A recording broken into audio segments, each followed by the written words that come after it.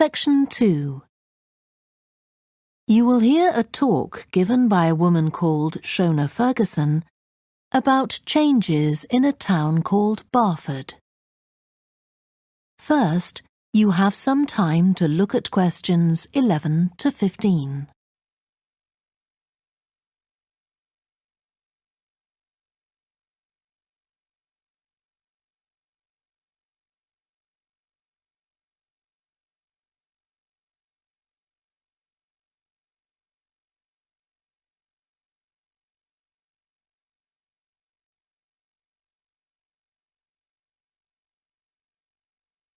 Now listen carefully and answer questions 11 to 15. First of all, let me thank you all for coming to this public meeting to discuss the future of our town. Our first speaker is Shona Ferguson from Barford Town Council. Shona. Thank you. First, I'll briefly give you some background information. Then I'll be asking you for your comments on developments in the town. Well, as you don't need me to tell you, Barford has changed a great deal in the last 50 years. These are some of the main changes. 50 years ago, buses linked virtually every part of the town and the neighbouring towns and villages. Most people used them frequently, but not now, because the bus companies concentrate on just the routes that attract most passengers. So parts of the town are no longer served by buses. Even replacing old, uncomfortable buses with smart new ones has had little impact on passenger numbers. It's sometimes said that bus fares are too high, but in relation to average incomes, fares are not much higher than they were 50 years ago. Changes in the road network are affecting the town. The centre was recently closed to traffic on a trial basis, making it much safer for pedestrians. The impact of this is being measured.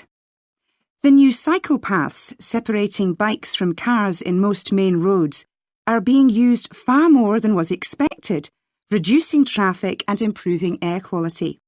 And although the council's attempts to have a bypass constructed have failed, we haven't given up hope of persuading the government to change its mind.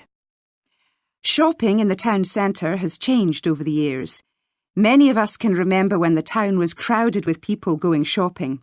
Numbers have been falling for several years, despite efforts to attract shoppers, for instance by opening new car parks. Some people combine shopping with visits to the town's restaurants and cafes. Most shops are small independent stores, which is good, but many people prefer to use supermarkets and department stores in nearby large towns, as there are so few well-known chain stores here. Turning now to medical facilities. The town is served by family doctors in several medical practices, fewer than 50 years ago, but each catering for far more patients. Our hospital closed 15 years ago, which means journeys to other towns are unavoidable. On the other hand, there are more dentists than there used to be. Employment patterns have changed along with almost everything else. The number of schools and colleges has increased, making that the main employment sector. Services such as website design and accountancy have grown in importance, and surprisingly perhaps, manufacturing hasn't seen the decline that has affected it in other parts of the country. Before you hear the rest of the talk, you have some time to look at questions 16 to 20.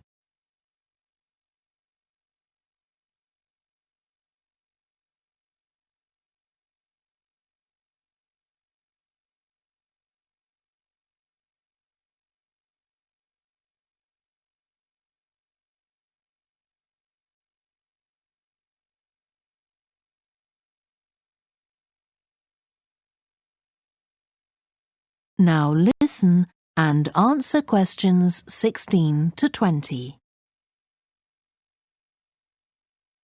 Now I'll very quickly outline current plans for some of the town's facilities, before asking for your comments.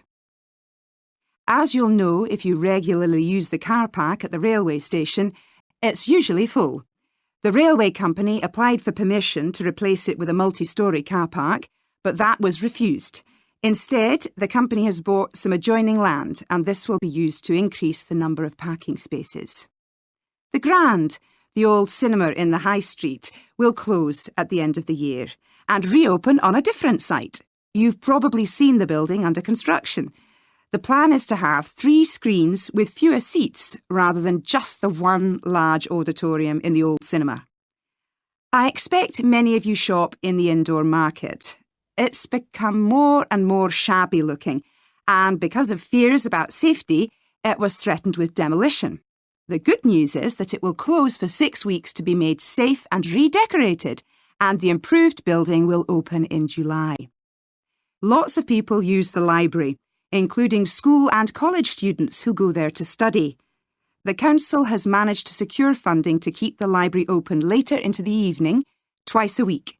We would like to enlarge the building in the not-too-distant future, but this is by no means definite. There's no limit on access to the nature reserve on the edge of town, and this will continue to be the case. What will change, though, is that the council will no longer be in charge of the area.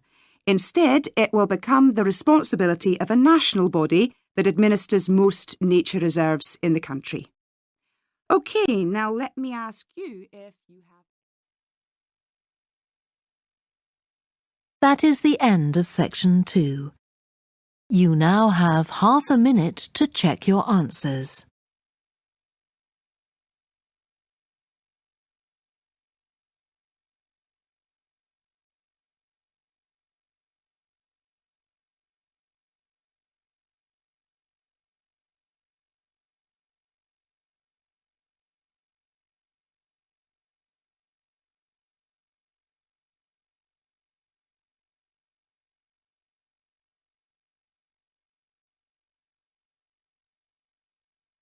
Now turn to section 3.